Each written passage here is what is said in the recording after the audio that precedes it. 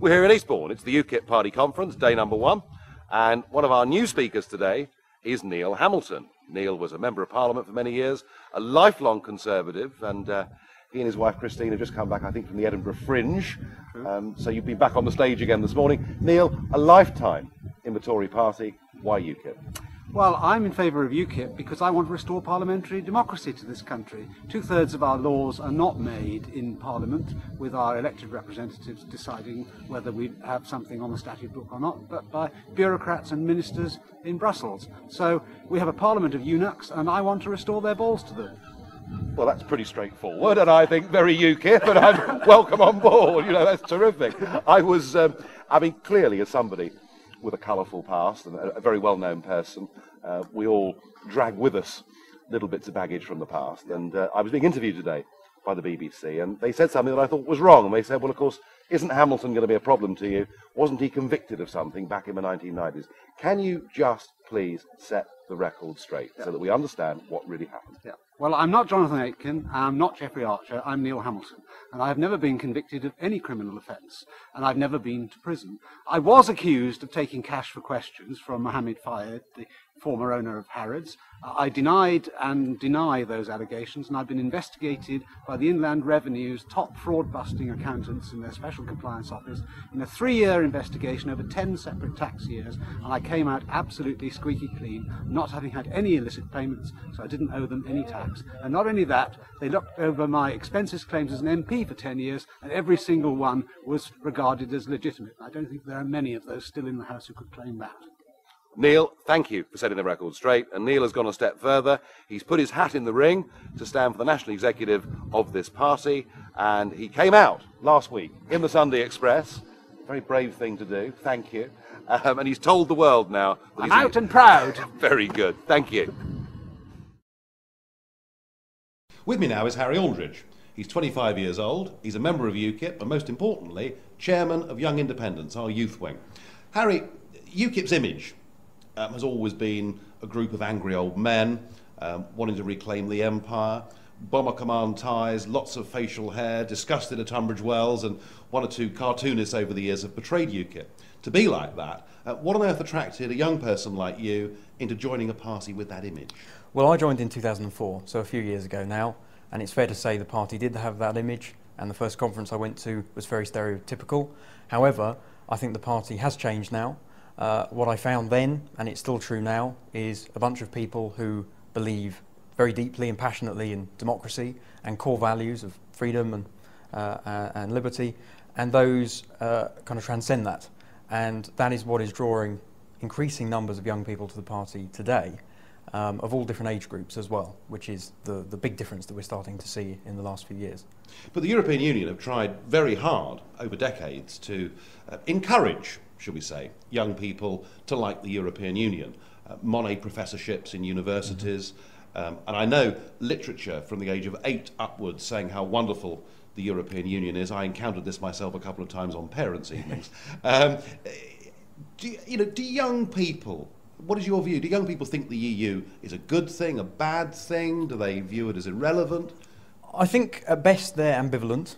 There are some people who think it's good because they see it as an international organisation. It's us doing our duty in the world, clubbing together with other countries. But those who do see past that, see a little bit more and read the papers and become aware of quite what it means and the impact it has. And when there are issues in the news, whether it's things such as votes for prisoners or whether it's regulation on employment and so on, it does start to affect them, and they become aware of it and they don't like it. Young people tend to be idealistic and believe in democracy and freedom, and that I think is a message that's drawing them. Yeah, I think the democracy point is possibly very strong because one of the things, we haven't had a referendum on this question since way before you were born. Indeed. It's 1900 and frozen to death when your parents' generation said yes to staying part of a common market. But generally, if I look at the figures, something like 60% of the under-30s did not vote in the last general election. Does UKIP have anything to offer young people? Absolutely, absolutely. People don't vote, young people don't vote, because they see all the parties, the main parties, as the same. They see no difference. It doesn't matter who they vote for, they'll get the same government. They don't see any point in voting because it doesn't change the outcome of anything. They voted Liberal Democrat in the last election, and look what happens. Yeah. You know, they get betrayed again. So they don't see any point. And I think what we offer is a genuine alternative. We are now established as the fourth party in this country, and we have young people joining us who are not defecting from other parties. For the first time, they're joining us, and they've made a choice that this is the party they want to belong to. Because a lot of youngsters did vote for Clegg, didn't they? I mean, the Lib Dems have done very well with the young voter. Give us some idea of Nick Clegg's popularity amongst young people at the moment. It's fair to say it's not high. I think it's, you know, there's a lot of angry feeling towards it. I don't think he'll be picking up those votes again next time. No. You know, young people feel very, very betrayed by it, and they want a party that will be able to deliver what it says. And is there any evidence, I mean, we talk about the UK here, but thinking in a broader European context, is there any evidence across the rest of Europe that young people are turning towards parties such as UKIP? Oh, absolutely. I've been in touch in the last couple of months with youth Eurosceptic organisations in Iceland and Norway, and there are some in Switzerland now that we're getting in touch with, who are looking to build a pan-European movement of young Eurosceptics and bring them together under one roof. So I think it is starting to spread. Obviously, we in UKIP here are kind of leading the way in this as the most prominent organisation leading it, and I hope we continue to do so. So you're chairman of the Youth Wing. What are your plans for the Youth Wing from here? Well, we're growing very rapidly. In the last couple of months, we've already increased our membership quite substantially. We are now seeing massive growth in the 14 to 16-year age group, as well as the sort of 20-year-old university age group. But what I want to see why I become is a campaigning organisation, helping the party on the streets, getting into the universities, pushing out a message on a full domestic front, not just the European issue, make us entirely relevant to people's lives as the fourth party in British politics, pushing the democracy and liberty angle, and saying that government is too big, it does too much, we need it out of our lives, we need to be left on to get on, run our lives, run our businesses, you know. It's a libertarian message, isn't it? Absolutely. And that's what is missing. That's what's missing from the establishment parties today. And that is what we're attracting young members with.